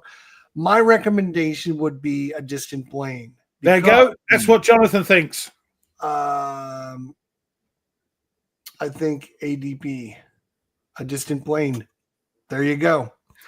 A Distant Plane is my recommendation because it gives you the best kind of feel of what coin is. 4 different factions fighting over things, doing things. There is conflict. There is trying to get diplomacy. There is all the things you'll experience. And it's also kind of streamlined the rules. I know the later ones, Liberty or Death, Falling Sky, Pendragon, all those add more stuff to it. And it just makes it more when they don't need to add more stuff. So because that would be my recommendation. That's a valid point. You know, some people aren't as intelligent as some other people, and they need to be led gently into a game. I see no problem with having light or training manuals in like Fields of Fire. You know, I have no problem seeing that. Some other people go, oh, no, just get on with it. And that's fine. Mike's like that as well. Mike Butter Jelly's terrible for that. But yeah, and Stig, I understand. But some people like me need a little gentle push into the game if it's a complex game. You know, things like Carrier and Fields of Fire and all that sort of goodness. Yeah, people are yeah, I know. People agree. Yeah, that's fine. I didn't know Mike was the developer for A Distant Plane. Oh, was he? I think that's what he mentioned. Yeah. That's Oh, cool. yeah. I didn't know he was either, to be honest. See, again, it's all, it's all relative. People have different. Oh, yeah. So, okay. So I thought you were going to mention Colonial Twilight, but No. Yes, very droll. Yes. Yes. okay. Well, what Colonial about, Twilight has that country in it that you can't pronounce, and so no. What's that? Algiers and Algeria? What about Yeah. them? I thought he was going to mention that game No, as. I'm going to mention Lock and Load Tactical. Yes. Okay. Lock and Load Tactical Tactical Series. Oh, cheers. That wasn't done for that, but there we are. Are we sure? Oh, lovely. Right. This is an easy one for me, but I'll let you guys go first. Well. And I think me and Ruff are going to agree. Maybe. I think we're going to agree. I don't know, maybe, because, as like yourself, I have a few of them in the series, which I love. But what if somebody's going into it first time, what they've done to the latest Lock and Load Tactical is quite amazing, with bringing out its own specialized solitaire pack of cards, not the generic one that Nice, Mike. you got for all the others. Mm-hmm. This is just a specific set of let's call it solo cards for you to play, if you're that way inclined, which I am. It's got to be Heroes of the Bitter Harvest, I would say, as an intro. These are older ones and don't have the benefit of their own. If you're playing solo, get this. If you're playing face to face, it doesn't matter. But if you're playing solo, get that, because then all these will make sense. That's my opinion, anyway. What do you think, Jester? Go ahead. Yeah, I'm not going to disagree with anything you say. I agree with everything you say. It's my opinion. I will not disagree with anything you say. I'll just Wow. I would say everything you said was correct. Now that wouldn't be my choice, but everything you said was correct. We might want to cut out that small segment there and just keep it for. Don't you worry, I'm going to find it, cut it out of the video, and put it on X. All right. Damn. I get it, Koi. I get it. Oh, I'm always cognizant of that. Jester might take a screenshot at any moment and use it later on. Oh, you guys don't know. I've got more screenshots than you could possibly imagine. That's why I tone down what I want to say, because I know, as soon as I start, I can see his hands go for the keyboard, and I shut up, So okay, what about you? What were you thinking? I don't have. Okay, maybe this is a bad admission. I don't have any lock and load games at all. Oh, you said the word though. Cheers. I did. We got to get David to contact you. Yeah. So yeah, I can't comment on it. David Heath is very kind to us. He's very good for the show. He's always trying to send us stuff. We'll have a chat with David and see if we can send him a present. Very good. See if we can send him a present. Maybe he'll send you a present. Yeah.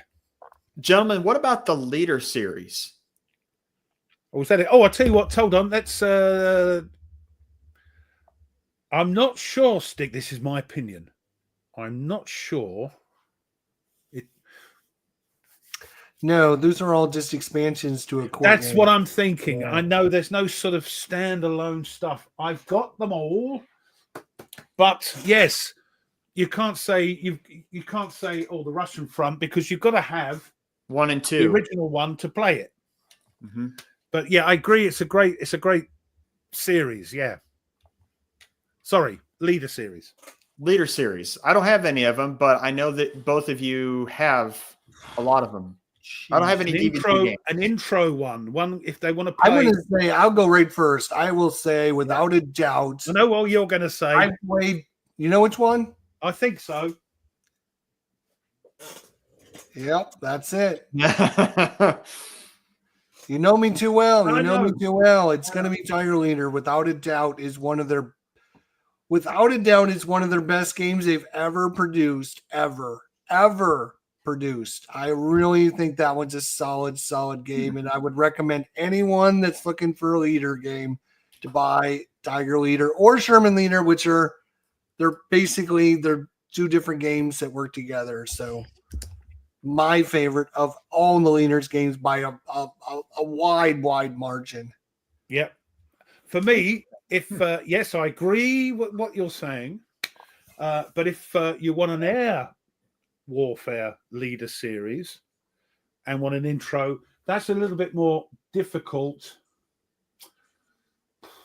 I would say you get a ton of stuff in it as well. I would say,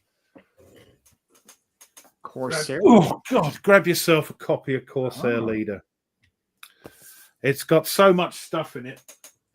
It's not that complex. Yes, there's some issues with the rules, but online you can get them.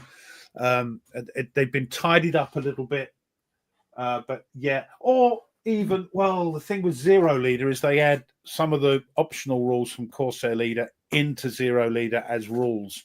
So if you want something simple, Corsair Leader, Israeli Air Force is a great game, but it's a little bit different. It's got some twiddly bits in it.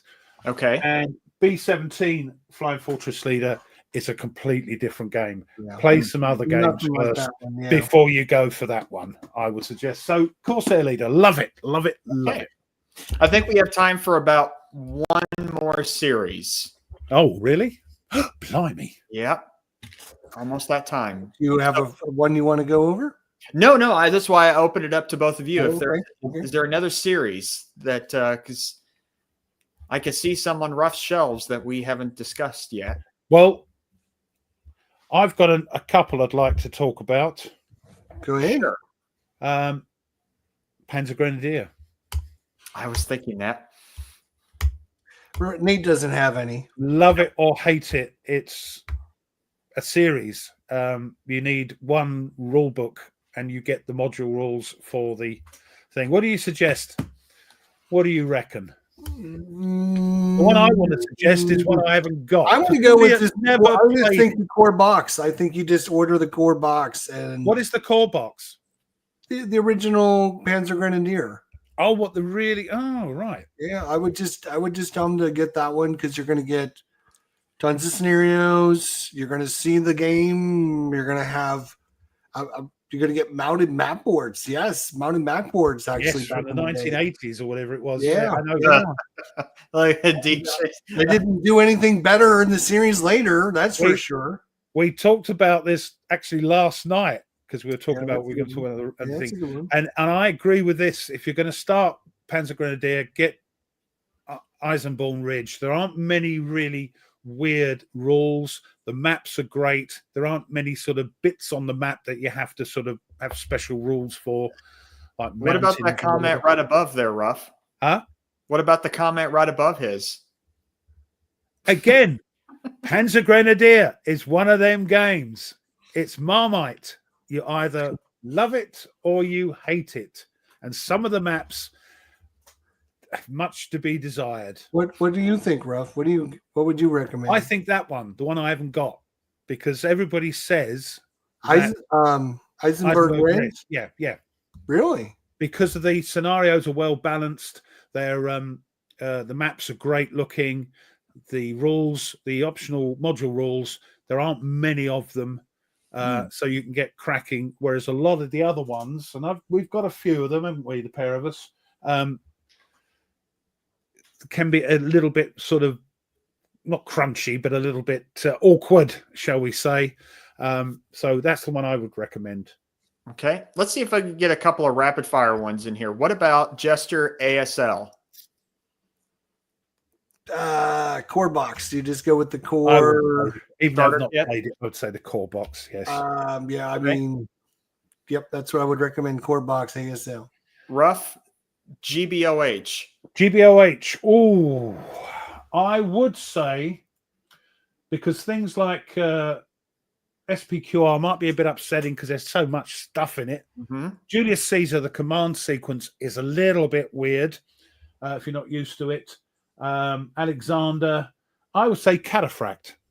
Get Cataphract because you get the extra game in it. That's true. So Cataphract. Yep. You get the strategic game in it. Yep. Correct me if I'm wrong. Panzer is basically just one game with a bunch of expansions, correct? Yes. You've got to have What about GTS? We haven't talked about GTS. Apart from North Africa, which is a standalone I was game, coming to that. Panzer is a series of expansions. You've got to have the core one to play the rest. Okay. Yeah. What about GTS? I haven't played it yet, but I have 2 of them now. There's one that was designed as an intro. The magazine one that the Strike Counter-Strike. But I have heard comments of people who got into GTS with the Greatest Day stuff. I was going to say,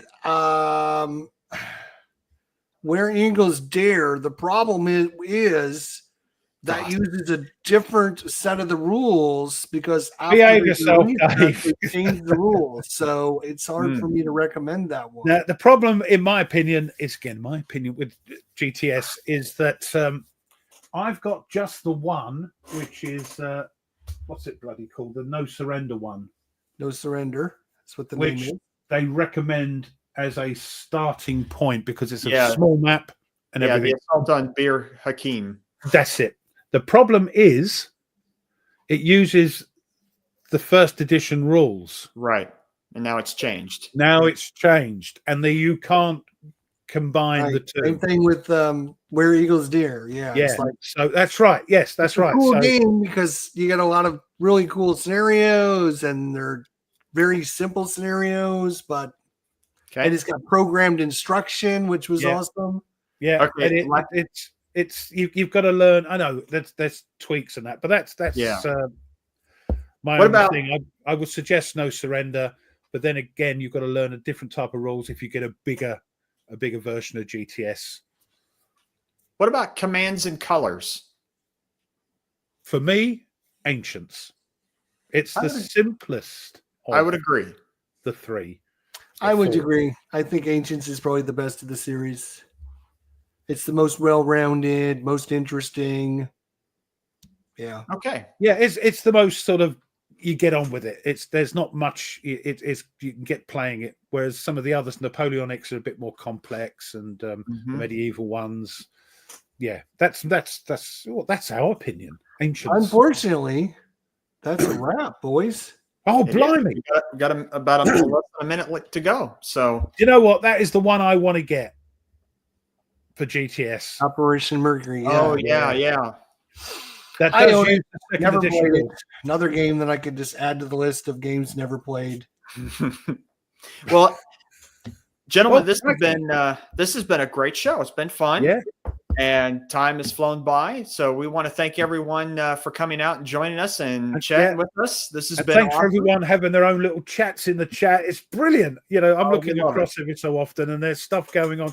Brilliant. 80 odd people again. Absolutely wonderful. So thank you. Push that like button if you haven't done so already. Thank you. Yes. And who is hosting it next week? Is it Jester? It's on Jester's channel. Okay. And do we know what the topic is? No. Not yet. Okay. To be determined.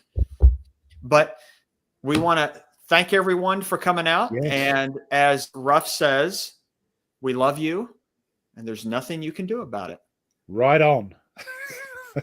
So thanks everyone for putting up with us again for another couple of hours. Tell your friends, tell them what nonsense this is every Saturday. Come along. Yeah, tell everyone. We want double the amount of people next week. I try and advertise it as much as possible, and it's just getting, well, we think it's getting better and better and much more fun. Lots of people, lots of interactions. So thank you. And also, if you're interested in playing Dominant Species Marine, I'm not going to let this go, You're people. not, are you? You're going to have to do it sooner or later. It's on my list. I need to play it. Can you just put your email up so people can email you before we go? I can't because I can't do it with your chat. Remember, you banned me somehow. I don't know what's going on with that. What is it? ID Just Alive, isn't it? Oh man, I had like the week I'm like not here, and my daughter is here. We stopped home for like 2 hours, and I'm like, oh, I can go to the show, and I'm typing messages, and people are typing me back, and you guys ignored me the whole time. Didn't see it. I don't know what is going on. I've checked my end. You're not been banned by me. I don't know what it is. What is it? idjustalive@gmail.com. Yes. idjustalive@gmail.com. I can't, when I go to join the chat, it tells me I have to like try to join the chat. It doesn't like just automatically tell the me thing who is, I am. when me and Tony are playing, because Tony's hosting it, I can see your comments. When I'm hosting it, I can't. I don't know what on your computer. Your computer. I don't know. It could be, but I've checked my computer. But anyway, down there in the chat is Jester's email. Let him know. Put him out of his misery. We can't. Put me out of my misery. Come lose to me like everyone else. We can't put up with this. Right, everybody's leaving. I don't blame them. All right. Well, we will catch hosting. everyone later. Great job. Thank you. Talk to you later, everyone. Thanks, everyone.